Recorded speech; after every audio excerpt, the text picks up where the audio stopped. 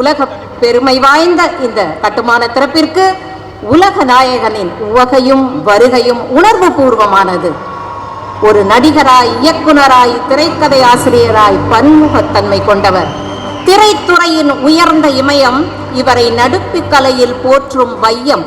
சொல்ல எனக்கு இல்லை ஐயம், இவர் தமிழ் திரையுலகின் தித்திப்பு மையம். இந்த உணர்ச்சி மையத்திற்கு உள்ளம் மெய்யம், உழைப்பே சமயம், மக்கள் அன்பின் உபயம், நாடாளுமன்ற மையம், நடுவில் நாயகனாக உலக நாயகன் பத்மபூஷன் திரு கமலஹாசன் அவர்கள் வாருங்கள், வாழ்த்துரை தாருங்கள் என்று அன்புடன் அழைக்கின்றோம். உயிரே, உறவே, தமிழே, வணக்கம்.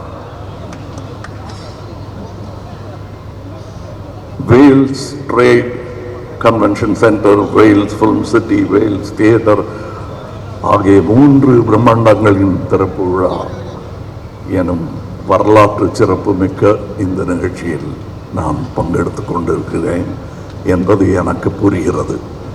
இங்கு வந்திருக்கும் அனைவருக்கும் அது புரிந்திருக்கும் என்று நினைக்கிறேன். பாரம்பரியம் மிக்க அரசியல் குடும்பத்தில் பிறந்தவர், கண்ணியம் மிக்கவர், மாண்புமிகு தமிழ்நாடு நிதி அமைச்சர் தங்கம் தென்னரசு அவர்களே. இது போக வேறு பொறுப்புகளும் அவருக்கு இருக்கிறது.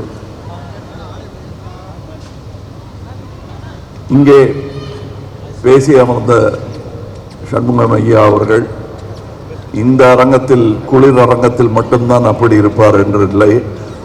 அவர் ரொம்ப கூல் அண்ட் கலெக்டட் மேன். அவர் இனிஷியலுக்கும் அதுக்கும் சம்பந்தம் இல்லை, இது அவருடைய குணாதிசயம். அவருடைய நட்பும் எனக்கு வெகு நாட்களாக உண்டு.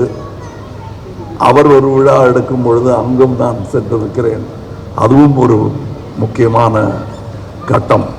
தமிழகத்திற்கும் தமிழ் கல்விக்கும் அது முக்கியமான ஒரு கட்டமாக இருந்த நேரம்.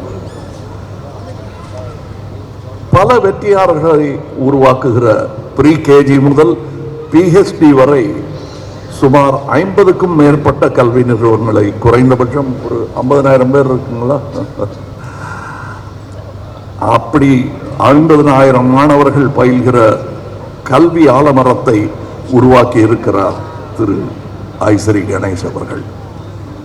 அவரை மற்றவங்களுக்கெல்லாம் நான் பாராட்டி சொல்லிட்டேன். அவரை என்னன்னு சொல்றது, தம்பின்னு சொல்றதா, அது அப்படி நண்பர்னு சொல்றதா, அப்படி அழைத்தா சரியா இருக்குமா? கல்வித்துறையில் யாரை கேட்டாலும் ஐஸ்வரியா, அவர் எனக்கு தெரியுமே அப்படிம்பாங்க. கலைத்துறையில் யாரை கேட்டாலும் ஐஸ்வரி என் நண்பர் என்பார்கள். அரசியலில் கேட்டால் கட்சி வித்தியாசம் இல்லாமல் ஐஸ்வரி என் நண்பர் என்பார்கள். தவிர நானே உட்கார்ந்துருப்பேன், எங்க நட்பை பற்றி பெருசா நான் பறைசாற்றிக்கிறது கிடையாது. ஏன்னா எங்கள் நட்பு என்பது இவரிலிருந்து ஆரம்பிக்கவில்லை, இவரிலிருந்து ஆரம்பித்தது. ஐயா அவர்களுடன் நான் படத்தில் நடித்திருக்கிறேன். சத்யா மூவிஸ் படத்தில் நான் கதாநாயகன் என்றாலும் அவருக்கு தயாரிப்பாளருடன் மிக நெருங்கிய தொடர்பு. நான் 2ஆம் பட்சம்தான் அதில். அப்போலேருந்து தெரியும் எனக்கு அவரை. அந்த எளிமை அவருக்கு ஊட்டி வளர்த்திருக்கிறார் என்பது உதாரணம் என் நண்பர் ஐஸ்வரி கணேஷ் அவர்கள். சரி, இந்த கமலஹாசனுக்கும் ஐஸ்வரி கணேஷ் அவர்களுக்கும் என்ன சம்பந்தம்?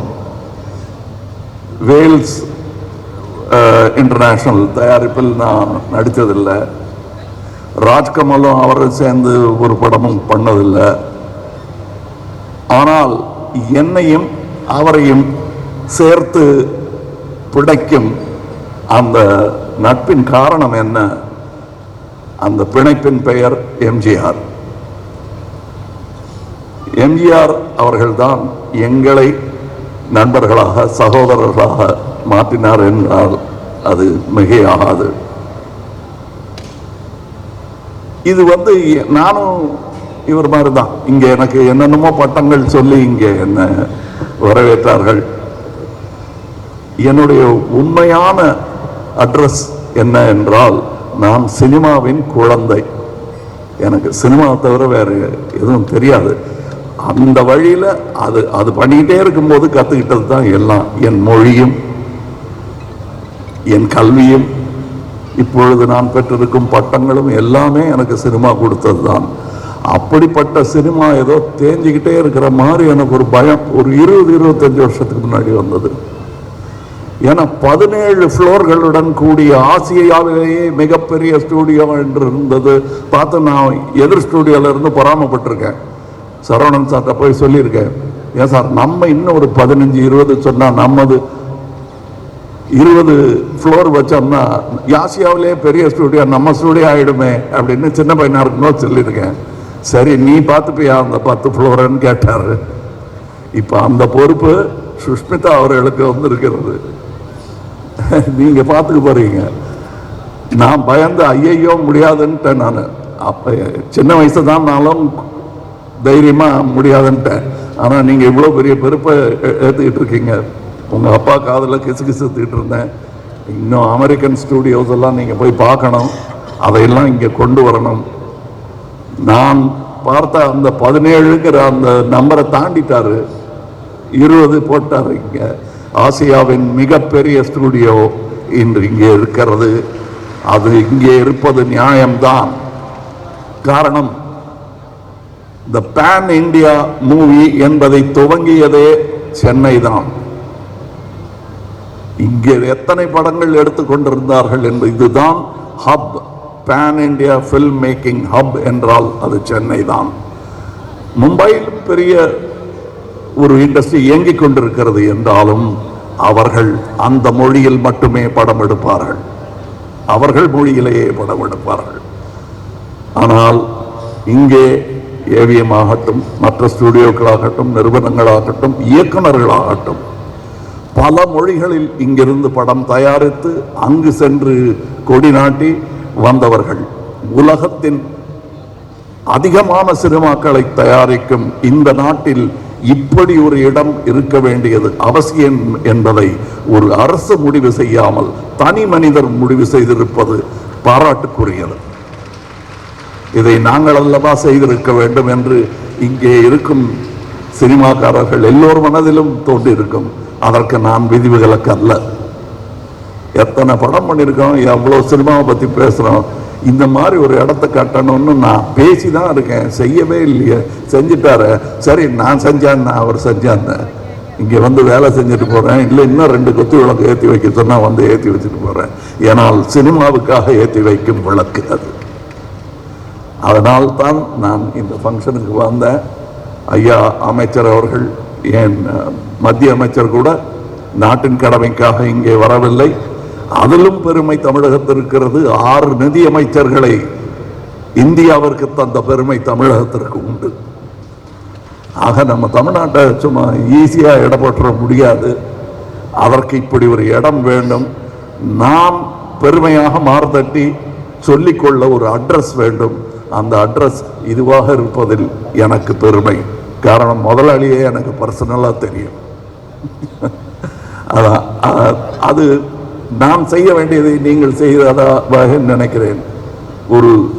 ஒரு சகோதரன் செய்ய மறந்ததை, இயலாமல் போனதை இன்னொரு சகோதரன் செய்திருக்கிறார் என்றே நான் பெருமையாக அதை நினைத்துக் கொள்கிறேன். இங்கே இன்னும் நிறைய வர வேண்டும்.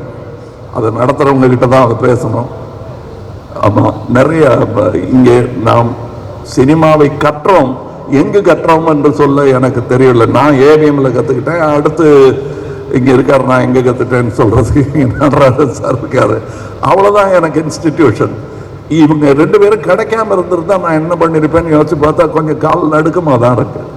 ஆனால் அந்த நடுக்கங்கள் வரும் தலைமுறைக்கு இல்லாமல் இருக்க நீங்கள் இங்கே சினிமா பயிலும் ஒரு அரங்கத்தையும் ஏற்படுத்த வேண்டும். காரணம், நாம் அதற்கான ஏற்பாடுகளை செய்ய மறந்து விட்டதாகவே நினைக்கிறேன். நான் சொல்றது கவர்மெண்ட்டை சொல்லலை, இண்டஸ்ட்ரி அதை செய்ய வேண்டும். இதெல்லாம் எனக்கு இப்பதான் தெரிஞ்சதானா இல்லை, முன்னாடியே தெரியும். வசதி இல்லை, வசதி உள்ளவங்க அத்தனை பேர் தெரியாது எனக்கு. ரொம்ப பேர் இப்போ நிறைய பேர் தெரிய ஆரம்பிச்சிருக்கு. இவர்களெல்லாம் தமிழ் சினிமாவுக்காகவும் தமிழ்நாட்டிற்காகவும் நல்லது செய்ய வேண்டும் என்று நம்பிக்கொண்டிருப்பவர்களில் நானும் ஒருவன். அதனால் தான் இங்கே வந்திருக்கிறேன். நானும் குளிர்கால செஷனை விட்டுட்டு தான் இங்கே வந்திருக்கேன். நான் மறுபடி போகணும்.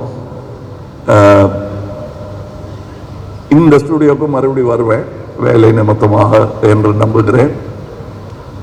இன்னும் சிறப்பாக இந்த மரங்கள் கன்றுகளாக இருக்கும் இந்த மரங்கள் எல்லாம் உயர்ந்த மரங்களாக வளர்ந்து பார்க்க வேண்டும் என்பது என் ஆசை. வணக்கம், வாழ்த்துக்கள், ஜெயஹிந்த்.